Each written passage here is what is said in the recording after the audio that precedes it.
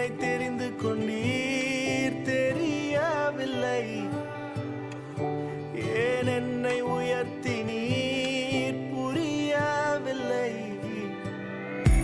ஆடுகள் பின்னே அலைந்து திரிந்தே,